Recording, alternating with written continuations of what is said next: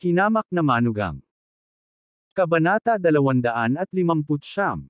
Ang sinaunang Garnet House ay ang tindahan ni Albert Lewes. Kasinlaki lang ng palad ang tindahan. Kung ang isa ay hindi nagbigay pansin, hindi nila ito makikita. Natigilan si manager. Yung banner. Nako, mali ang naipadala ko. Tanggalin muna.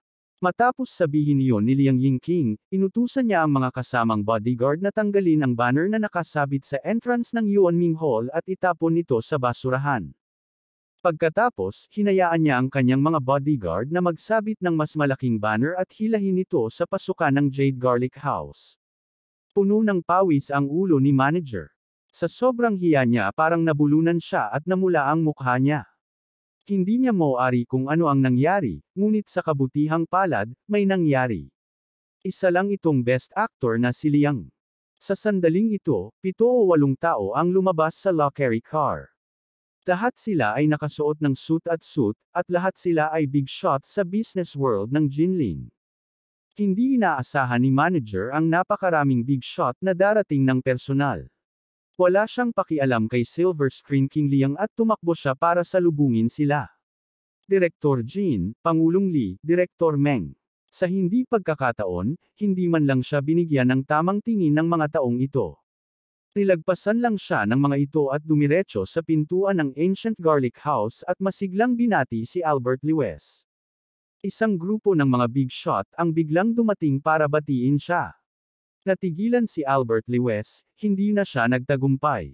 Sa isang kisap mata, ang mga banner na nakasabit sa buong Yuanming Hall ay napunit. Pati ang mga flower basket sa pintuan ay nakatayo na. Ito ay isang ganap na gulo.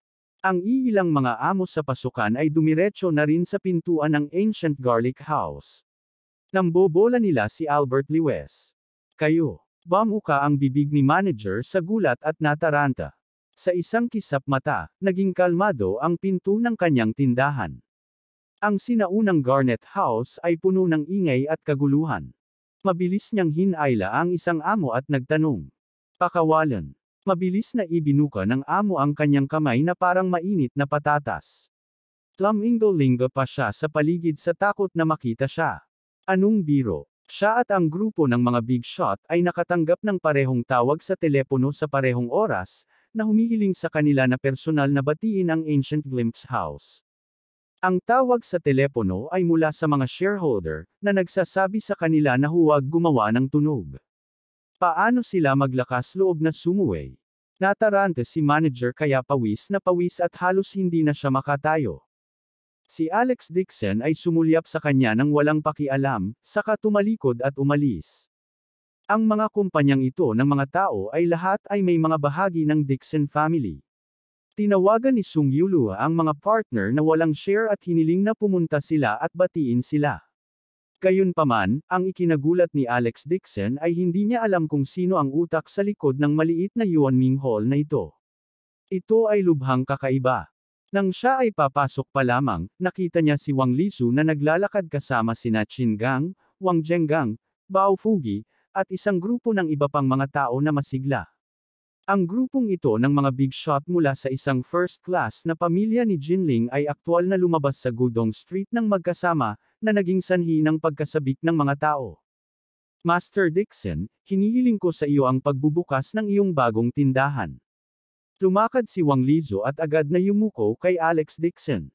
Ang ilang malalaking putok sa likod niya ay nakatayo rin sa isang linya sa harap ng lahat at yumuko ng malalim kay Alex Dixon. Sa ilang sandali, nagkagulo ang buong kalye. Shock. Ang grupong ito ng mga tao ay pawang mga big shot mula sa Jinling na hindi kasama ng daan-daang milyon.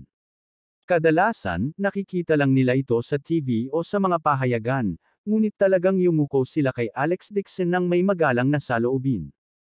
Ano ang background nitong malabo na Ancient Garlic House at Alex Dixon?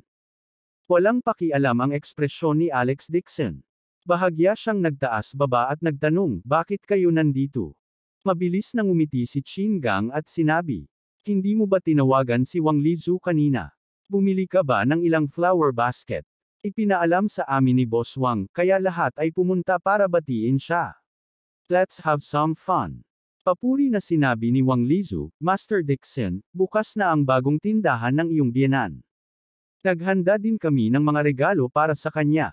Nang matanggap niya ang tawag ni Alex Dixon, gusto niya agad itong pasayahin, kaya ipinaalam niya ang mga big shot sa Jinling para maghanda ng sorpresa para kay Alex Dixon. Sige. Hindi nakaimik si Alex Dixon. Noong una, 2 basket lang ng bulaklak ang gusto niyang bilhin.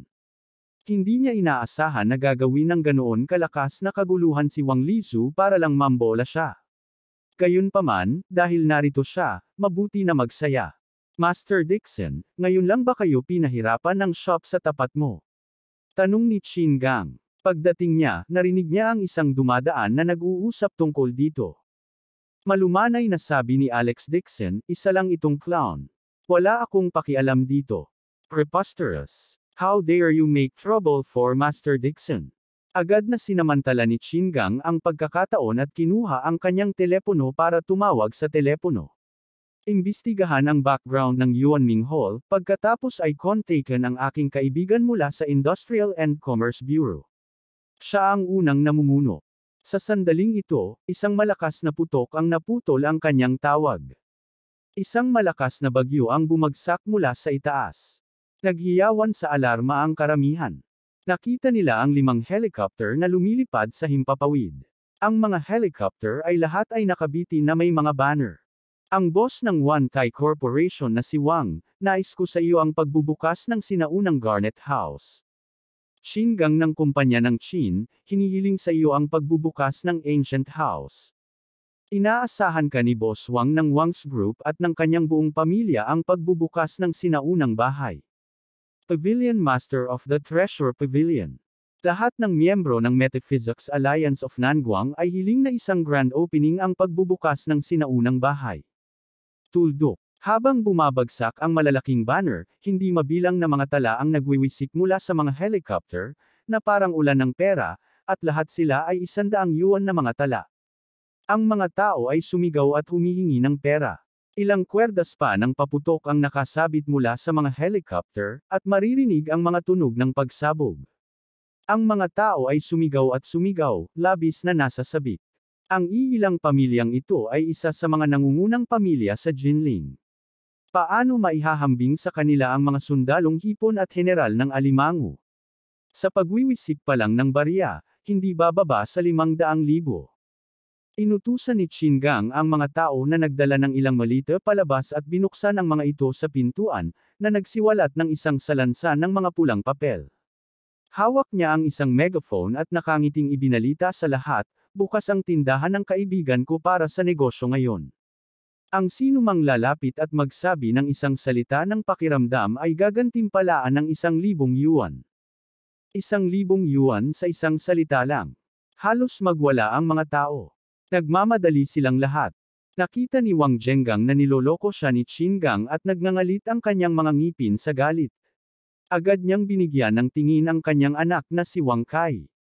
Si Wang Kai ay isang tinak sa kanilang tagiliran. Noong nakaraan, siya ay nagdulot ng gulo para kay Alex Dixon at binugbog. Nang maglaon, ikinulong niya ang kanyang ama sa loob ng 3 buwan. Nag-aalala na siya na hindi siya makakahanap ng pagkakataong sumipsip kay Alex Dixon, kaya agad niyang kinuha ang megaphone at sinabing, "O tama, narinig ko na may gamulo sa sitwasyon ngayon lang. Kung may manggahas na pag-alitan ang Yuanming Hall, ako, si Young Master Wang, ay gagantimpalaan sila ng 2,000 yuan." Nagkagulo ang mga tao, at ang hiyawan ay yumanig sa kalangitan. Ito ay isang digmaan ng mga barya. Pera ang lahat. Ang mga tao ay tila kumukulo habang sila ay galit na sumiksik pasulong. Sana si President Liwes ay magkaroon ng magandang negosyo at magandang kapalaran. Malapit ng isara ng Yuanming Hall ang kanilang negosyo. Boss Liwes, sana ay umunlad ang negosyo ng Ancient Chasm. Noong sinabi ng Yuanming Hall na mag-i-invest sila ng 200 million, nagyayabang lang sila. Si Boss Liwes ang napaka-generous. Ang Yuanming Hall ay basura. Si Chief Liwes is a big shot. Sana maraming pera si President Liwes. Magsasara na ang Yuanming Hall bukas. Anong klaseng pangit na tindahan ito? How dare they show off in front of President Liwes? They don't even care kung sila ay karapat-dapat o hindi. Haha, well said. Humagalpak ng tawa si Wang Kai at inutusan ang kanyang mga nasasakupan na gantimpalaan siya. Nang makitang makakakuha sila ng ilang libong yuan sa ilang salita lamang, ang mga tao ay naging mas baliw at isinumpa ang Yuanming Hall sa pagsasara. Nagmumura tuloy ang karamihan. Galit na galit ang matabang amo na naging asul ang mukha. Ni hindi siya makahinga ng maayos. Agad niyang sinigawan ang mga empleyado na palayasin sila, hindi pinapayagan ang mga tao na magmura sa kanyang tindahan. Gayunpaman, nang lumingon siya, nakita niyang walang ibang tao sa kanyang tindahan. Napag-alamang noong nag-aagawan ang mga tao sa daang yuan notes, hindi na nakita ang ilang magagandang babae na inimbitahan ng Yuanming Hall. Nag-aagawan sila sa pagpiga sa pera. Sumugod ang mga bodyguard ng Yuanming Hall at sumugod ang tindera. Maging ang tagapamahala ng tindahan ay hindi na ito napigilan at sumama sa grupong nakawan ng pera. Kabanata 260. Anong biro? Makukuha niya ang pera sa ilang salita lamang. Sino ba naman ang hindi gagawa ng ganito kagandang bagay? Nang makitang sumugod ang kanyang mga empleyado, wala nang laman ang tindahan sa isang kisap mata. Galit na galit si manager kaya naging berde ang mukha niya. Lahat ng mga kaiyahiyang bagay ay natamo niya, bumalik kayo dito. Kung hindi, tatanggalin ko kayong lahat. Sa kasamaang palad, walang nakikinig sa kanya. Kung gusto mong tanggalin kami, then so be it. With your salary of 18,000, I'm not going to do it. Ang ilan sa mga empleyado ay nagbitiw sa pwesto. Ang supervisor ng Yuanming Hall ay sumugod at sumigaw ng malakas, sana si Boss Liwes ay swertehin. Malapit nang malugi ang dati kong amo. Mabangkarote kaagad ang Yuanming Hall. Sa sobrang galit ni manager ay hindi na siya makahinga nang marinig niyang nilabanan siya ng kanyang mga tauhan. Iminulat niya ang kanyang mga mata at bumagsak sa lupa. Sa pagbukas pa lang ng ancient Russian house, sumikat ito. Ang pasukan ay puno ng mga tao at ito ay masikip sa mga tao. Bahagyang kumunat ang noo ni Alex Dixon. Hindi niya hiniling kina Chingang at Wang Kai na maghagis ng pera sa kanya para mapasaya siya. Gayunpaman, nang makita niya ang matabang amo na nakahandusay sa lupa na parang putik at parang gusto niyang umiyak ngunit walang luha, hindi siya kumibo. Walang tao sa shop. Anyway, hindi naman nagkulang sa pera ang dalawa. Wala silang naramdaman nang basta-basta silang nagtapon ng 1 o 2 milyong yuan. Sa sandaling ito, hiniling ni Bao Fugi ang isang tao na nagdadala ng 5 metrong gintong dragon at lumakad na may ngiti sa kanyang mukha. Inutusan niya ang kanyang mga tauhan na ilagay ang gintong dragon sa pasukan ng tindahan at magalang na yumuko kay Alex Dixon. Master Dixon, late na ako. Congratulations sa opening today. Nandito din si Teacher Bao. Napabuntong hininga si Master Song na nakatayo sa tabi niya. Sa sobrang tuwa niya ay hindi siya makapaniwala sa kanyang mga mata. Si Bao Fugi ay isa sa pinakamahusay sa industriya ng antigong bansa. Nagsagawa pa siya ng tour class sa bansa. Dumalo rin siya sa mga klase sa pagsasanay. Itinuring siyang estudyante ni Bao Fugi. Nakita din siya ni Bao Fugi at binati siya ng nakangiti. Munting kanta, halika at mag-chat. Dahil tinawag ni Bao Fugi, nasa sabik si Master Song. Mabilis siyang naglakad pasulong at yumuko, mainit na nakipagkamay. Teacher Bao, gusto mo pa ba akong maalala? Hindi ko inaasahan na personal na darating. Bakit hindi mo sinabi kanina na pupunta ka? I must welcome you personally. Tuwang-tuwa niyang tinapos ang kanyang mga salita at saka maingat na ngumiti ng paumanhin. Teacher Bao, gusto mo pa ba akong maalala? I didn't expect na dadating ka ng personal. Bakit hindi mo sinabi kanina na pupunta ka? Teacher Bao, ang shop na ito ay pagmamay-ari ng kaibigan mo. Umiti si Bao Fugi at sinabi, ito ang aking ubo, bukas ang tindahan ng biyenan, tulungan mo siyang alagaan ito. Oo, estudyante mo ako, ito ang dapat kong gawin. Nagulat si Boss Song. Hindi niya inaasahan na isang malaking shot na tulad ni Bao Fugi ang tatawag kay Alex Dixon na kapatid. Mabuti na lang at ngayon lang siya niluwa ni Helena at wala siyang nasabi dahil sa pagiging magalang. Kung hindi, nasaktan niya si Teacher Bao. Puno ng paghanga ang mukha ni Boss Song. Agad siyang naglakad papunta sa Ancient Garlic House. Dumiretso siya kay Helena at diretsyong yumuko. Mrs. Lewis, patawarin mo ako sa hindi ko nalaman ngayon at muntik na kitang mapabayaan. Kung tungkol naman sa paghingi sa iyo ng bayad para sa demanda, ito ay aking kabastusan. Ang maliit na reg-along ito ay hindi karapat-dapat sa paggalang. Tutulungan kitang sugpuin ang iyong pagkabigla. Habang nagsasalita siya, mabilis na inilabas ni Boss Song ang isang malapalad na gintong estatwa ng Buddha at magalang na iniharap ito kay Helena. Anyway, tinanggap din siya ng Yuanming Hall para tumayo sa platform. Bakit niya sasaktan ang kapatid ni Teacher Bao ng ilang libong dolyar? Napapaligiran si Helena ng mga tao at tula. Nang bigla niyang nakita ang isang gintong Buddha, agad siyang nagising. Ayo, ginto. Agad na nabuhayan si Helena at inagaw ang gintong Buddha. Sa sobrang saya niya ay hindi niya maisara ang bibig. Boss Song, ano bang pinagsasabi mo?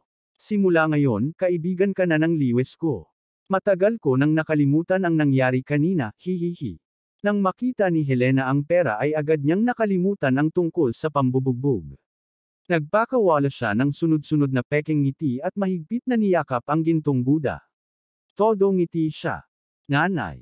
Si Jane Lewis ay walang imak at hindi man lang makapagsalita. Isang golden Buddha lang ang nasuhulan kay Helena. Pera lang talaga ang kinikilala ng sarili niyang ina at hindi tao.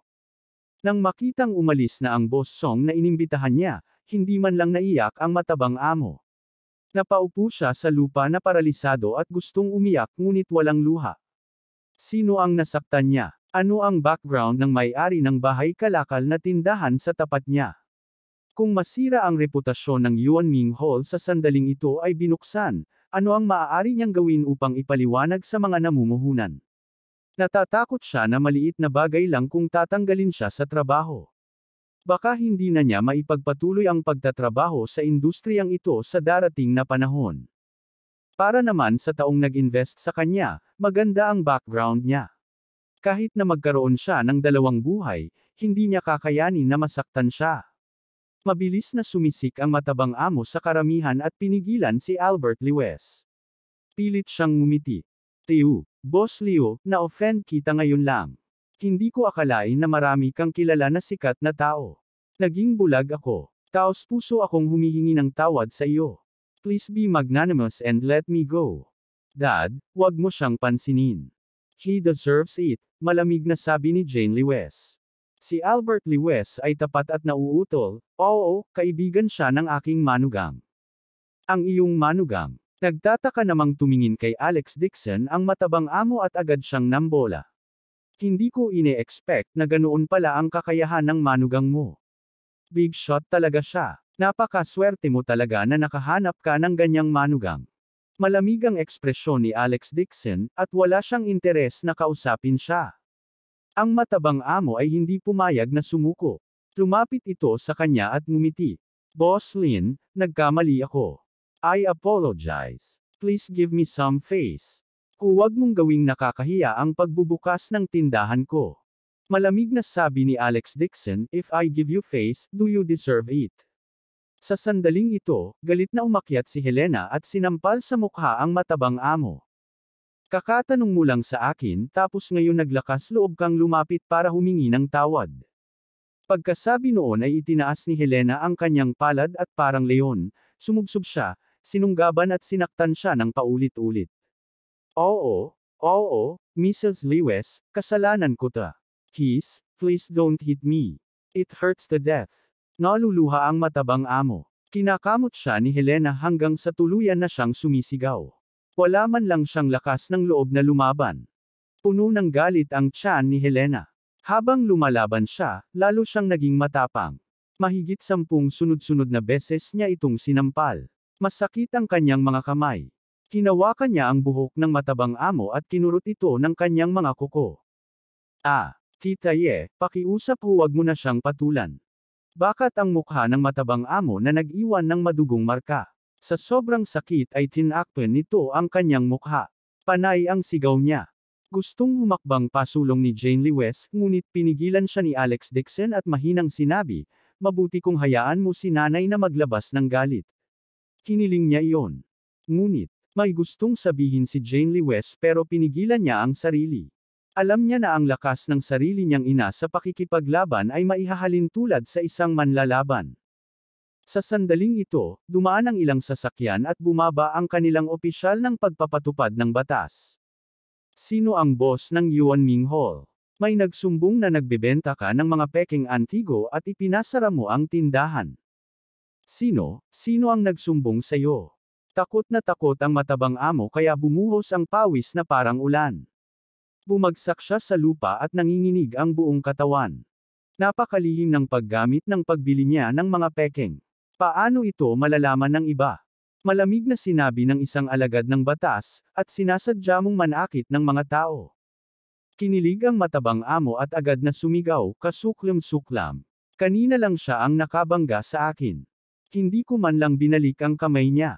Sa sandaling natapos niya ang kanyang mga salita, si Helena ay agad na naging mapaglaro at nahulog sa lupa. Tinakpan niya ang dibdib niya at sumigaw. Ayo, ang sakit ng buto ko. Nakita ng lahat. Matanda na ako sa 50s ko, matanda na ako at mahina, paano ko siya masasapak? Siya pa ang humiling na tamaan lang ako, ngayon. Bilisan mo na at hulihin mo siya. Nakita ni manager si Helena, na mayroon pa ring nakakagulat na lakas sa pakikipaglaban kanina, ay agad na bumagsak sa lupa at nagkunwaring may sakit. Halos lumuwa ang eyeballs niya. Nagkatinginan din ang mga taong nakapaligid sa isa't isa dahil sa dismaya. Maging si Silver Screen King Liang, na nakatayo sa plataporma, ay natulala. Ang matandang hag na ito ay ang tunay na Oscar Silver Screen King, tama ba? Ang galing niya sa pag-arte ay pasabog. Kabanata 261. Si Helena ay gumulong-gulong sa lupa at umiyak, hindi lang niya ako sinaktan, binastos pa niya ako. Sa sobrang galit ni manager ay muntik na siyang atakihin sa puso. Nanginginig ang buong katawan niya at tinuro si Helena. Ikaw, matandang babae ka, binastos kita. Cut the crap. Malamig na sinaway ng alagad ng batas at inutusang kunin si manager. Nang ihatid na si manager sa sasakyan, umiiyak pa rin ito ng malakas, umiiyak na siya ay napagbintangan. Kasama, mali akong napagbintangan. Walang mata ang langit. Mabilis na tumakas ang sasakyang nagpapatupad ng batas. Ang Yuanming Hall ay natatakpan ng mga selyo at nagkagulo. Gumulong si Helena at bumangon sa lupa. Ipinatong niya ang kanyang mga kamay sa kanyang balakang at mabangis na sinabi, "Puey, naglakas loob kang makipag-away sa akin. Bakit hindi mo iniisip kung ano ka?" Ang ilang malalaking kuha sa tabi niya ay nagkatinginan ng may pagkadismaya. Hindi nila maiwasang makiramay kay Master Dixon sa kanilang mga puso. Sa ganoong biyenan, hindi nila alam na kadalasang nasa bahay si Master Dixon. Anong uri ng buhay ang kanyang nabuhay? Naghiyawan ang mga tao para batiin siya. Gumawa siya ng pangalan para sa kanyang sarili pagkatapos ng labanan sa Ancient Vegetarian House, at agad siyang naging online celebrity shop sa Antigong Kalye. Ang lahat ng mga big shot ay nagbibigay ng mga regalo upang batiin siya. Si Albert Lewes ay nalilito pa rin, at hinayla siya ni Helena sa pintuan upang tanggapin ang mga regalo. Ang mga regalo ay natanggap ng walang awa, at si Helena ay tuwang-tuwa kaya napangiti siya. Matagal na niyang nakalimutan ang tungkol sa pambubugbog. Sa tindahan, nag-alinlangan sandali si Jane Lewes at sinabi kay Alex Dixon, "Nahanap mo ba ang lahat ng taong ito?" Napakalaki ng labis na hindi sila parang ordinaryong magkaibigan. Hindi inaasahan ni Alex Dixon na gagawin ni Wang Lisu ng ganoong kalaking pagmamalabas. Maging ang helicopter ay dumating para maghagis ng pera, ngunit dahil ganito na ito, wala siyang magawa. Walang magawa niyang sinabi, "Ilang kaibigan ko sa negosyo ang kilala ko noon. Nagtrabaho sila at sinabing gusto nila akong bigyan ng sorpresa." Sumimangot si Jane Lewes. Alam niyang tumulong noon si Alex Dixon sa pagpapakilala ng negosyo dahil alam niya ang ilang malalaking kuha, ngunit hindi niya inaasahan na ganoon pala kabigay ang mga ito. Ang eroplano lang at ang perang ginastos ay hindi bababa sa 2 milyon. Mahina niyang sinabi, "Kahit ano pa, salamat sa araw na ito. Kung hindi, hindi ko alam kung paano haharapin ang ganitong bagay." Narinig ni Alex Dixon na magalang ang tono nito at agad na sumimangot at sinabing, "Ikaw ang asawa ko. Hindi mo kailangang magpasalamat sa akin." Of course. Tinaas ni Jane Lewes ang kanyang kilay at malamig na sinabi, isa pa. Sinaktan mo ang nanay ko at na-hospital siya. Palagi ko itong naaalala. Hindi alam ni Alex Dixon kung tatawa o iiyak. Hindi niya alam kung ano ang sinisiraan ni Helena sa kanyang likuran. Talagang pinaisip niya ang kanyang asawa na sinaktan niya ang kanyang biyenan. Walang magawa niyang sabi, asawa, ngayon mo lang nakita. Pinalo ni nanay ang mataba na iyon hanggang sa hinanap niya ang kanyang mga ngipin sa buong sahig. Sa lakas ng palaban ni nanay, kaya ko ba siyang batukan? At saka, siya, ang biological mother mo. Sinaktan at pinagalitan, ako. Sa loob ng maraming taon, nahawakan ko na ba ang isang daliri niya? Matapos itong banggitin ni Alex Dixon, natigilan at napaungol si Jane Lewes. Siya nga pala, sinabi sa akin ni nanay na nasugatan siya sa iyo at nahihirapan siyang maglakad. Natatakot ako na kailangan niyang gugulin ang natitirang bahagi ng kanyang buhay sa isang kama sa ospital. Hindi na nakayanan ni Alex Dixon. Tingnan mo kung gaano kabangga si nanay nang may nabangga siya kanina. Para siyang nahihirapang maglakad. Hindi siya nakaimek. Ang biyenan na ito ay talagang nagsulsul sa kanyang asawa na sabihin na siya ay binugbog sa panloob na pinsala sa kanya. Ano ang sinusubukan niyang gawin? Nag-react din si Jane Lewes at namula agad ang magandang mukha niya. Naikuyom niya ang kanyang mga kamao at sa sobrang galit ay hindi siya makapagsalita. Noong araw na iyon ay ipinadala si Helena sa ospital at umiyak at sumigaw sa kanyang harapan, sinabing sinuntok at sinipa siya ni Alex Dixon. Bagamat hindi naniniwala si Jane Lewes, nang makita niya si Helena sa bingit ng kamatayan at hindi man lang makalakad, agad siyang nabalot ng galit at hindi napansin na nagpapanggap si Helena. Bilang karagdagan, si Helena ay naglaro ng dead on the spot at nagpanggap na patay. Pati ang mga alagad ng batas ay naloko. Lalong napahiya, at nagalit si Jane Lewes. Nagsinungaling talaga ang sarili niyang ina at nagpanggap na may sakit para lang suruan si Alex Dixon at hiwalayan siya. Naalala ni Jane Lewes ang maliit na balikat na ibinigay niya kay Alex Dixon nitong 2 araw, at ang kanyang mukha ay agad na namula sa kanyang leeg, at maging ang kanyang mga tainga ay namula. Palihim niyang inangat ang ulo at mabilis na sinulyapan si Alex Dixon. Ibinaba niya ang kanyang ulo at awkward na sinabi, sige, isipin mo na nakasala ako sa iyo. Ay, humihingi ako ng tawad sa iyo. Nakahinga ng maluwag si Alex Dixon na para bang isang mabigat na pasanin ang naalis sa kanyang mga balikat. Naayos na rin sa wakas ang Cold War nilang dalawa.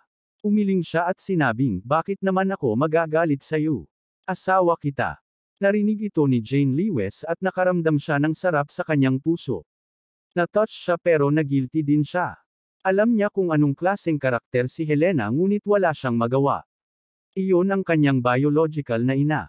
Ano kayang gagawin niya? Pinag-cross niya ang kanyang mga kamay at hindi mapakali. Mahinang sabi niya, nanay ko. Ganun na lang. Huwag mo na siyang pakialaman. Kapag sinabi ng nanay ko na sinaktan mo siya ulit in the future, hindi na ako maniniwala. Kasalanan ko naman ngayon. Anong klaseng kabayaran ang gusto mo? Gusto mo bang gantihan kita? Hindi inaasahan ni Alex Dixon na gagawa ng ganoong pagtupad kay Jane Lewes. Isang ideya ang biglang lumitaw sa kanyang isipan. Tumingin siya kay Jane Lewes at nakita niyang namumula ang kanyang maliit na mukha. Mukha siyang nahihiya at biglang uminit ang buong katawan niya. Niyakap siya nito at ngumiti, since you took the initiative to compensate, then I will accept it. Pagkasabi noon ay niyakap niya ang manipis na baywang ni Jane Lewes at matapang na lumapit sa mukha nito. Oh! Nang inag ang maselang katawan ni Jane Lewes at agad na lumaki ang kanyang mga mag-aaral.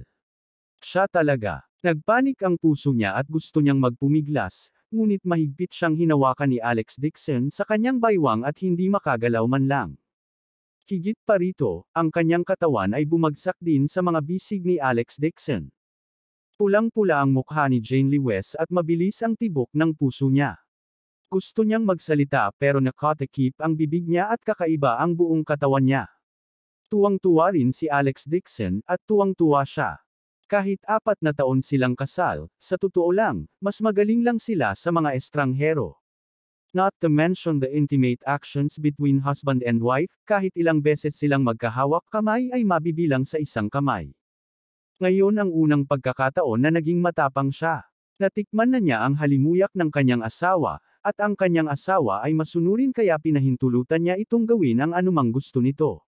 Napuno ng pananabik ang buong katawan ni Alex Dixon. Sa labas ng pinto, may mga hiyawan ng boses. Magkayakap silang dalawa ng mahigpit sa shop na pinaghihiwalay ng pader. Natakot si Jane Lewes. May biglang pumasok at tinulak si Alex Dixon habang hinihingal. Pulang-pula ang mukha niya na halos magdugo. Hindi nasiyahan si Alex Dixon. Napalunok siya at tumawa, "Wife, you are so sweet." "Alex Dixon, nakikita ko na nagiging matapang ka na. Hindi ka man lang humingi ng permiso sa akin." Kinagat ni Jane Lewes ang kanyang mga ngipin at galit na sinasabi. Halos hindi na siya makahinga kanina. Tumawa si Alex Dixon at sinabing, "Ikaw ang asawa ko. Kailangan mo bang pumayag na gawin ang ganitong bagay?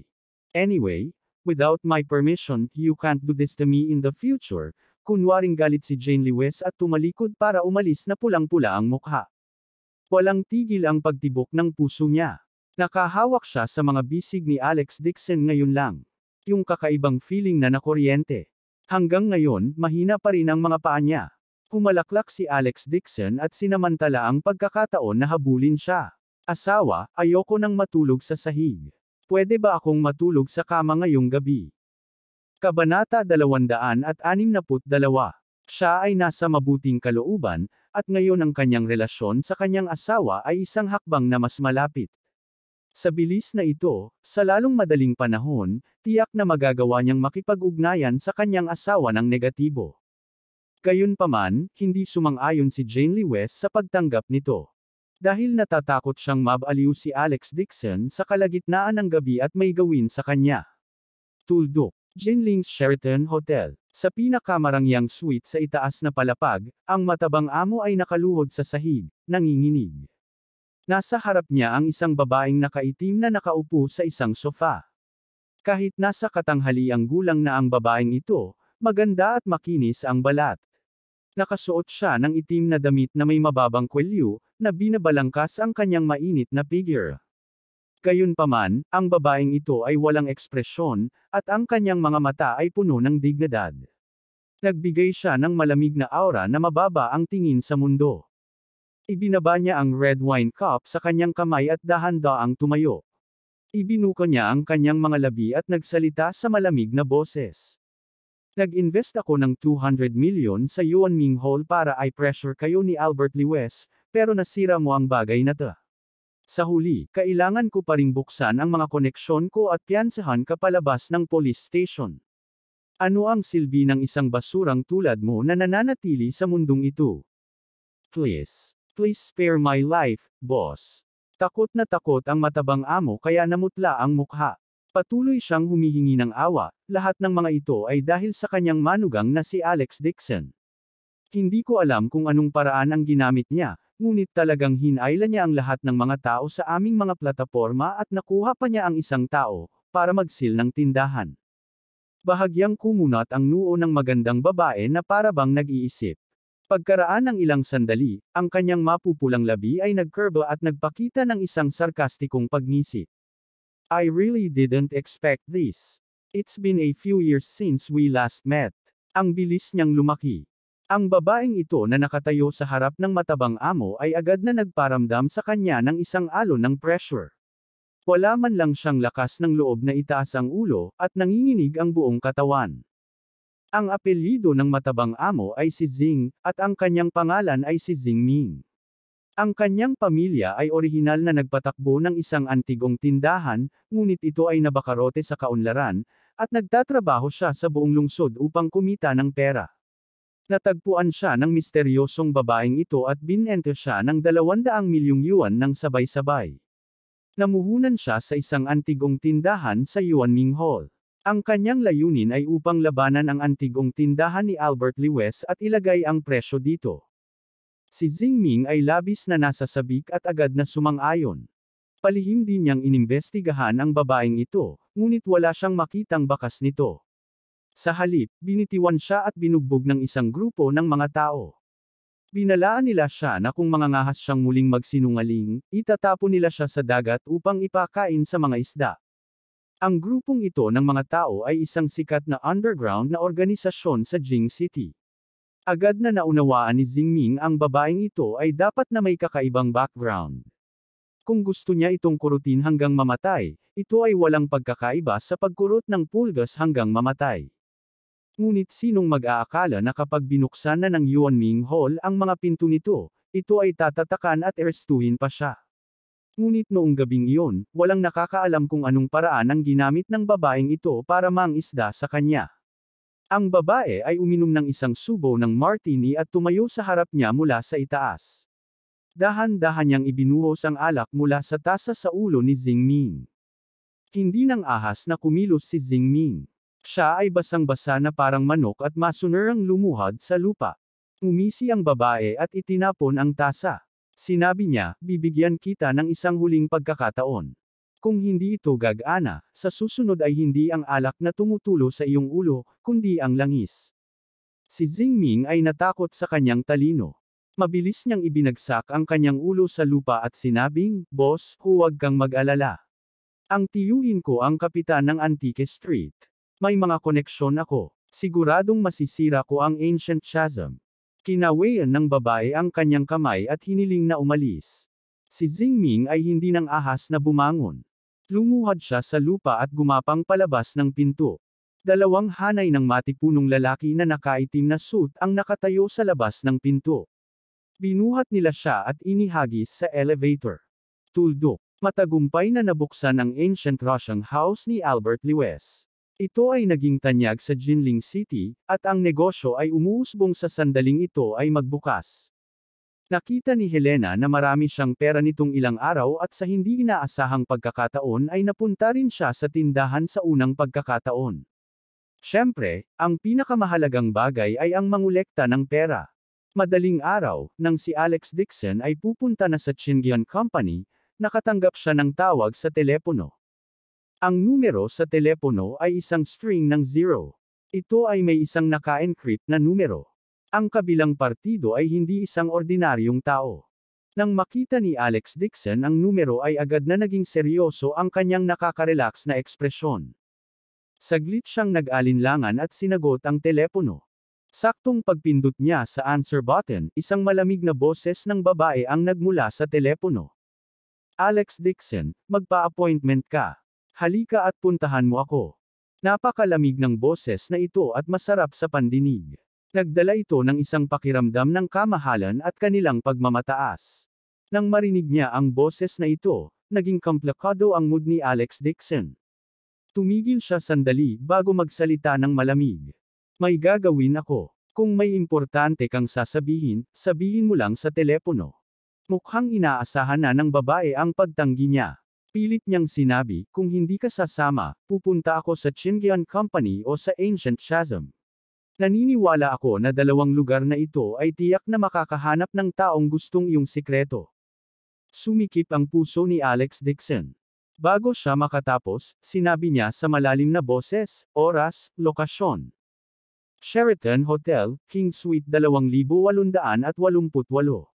Nang matapos magsalita ang babae ay ibinaba na niya ang telepono. Agad na bumagsak ang mood ni Alex Dixon, at ang kanyang ekspresyon ay naging walang kapantay na malamig. Kung ano ang dapat dumating ay dumating pa rin. Yung babaeng tumatawag. Kahit na siya ay nasa malayo sa lungsod ng Jing, ang kanyang maliit na tirahan na si Dixon Shenglan, ay biological na kapatid din ng kanyang ama. Gayunpaman, ang kanyang pagkatao ay ganap na naiiba sa kanyang mapagbigay na ama. Si Dixon Shenglan ay isang tipikal na malakas na babae sa mundo ng negosyo. Ang kanyang estilo ay mabangis at walang awa. Sumang-ayon din ang maliit na tiya sa pagsasaayos ng kasal nila ni Su Qingcheng. Bukod dito, sinubukan din niya ang lahat para mapadali ito sa harap ng matandang master ni Dixon.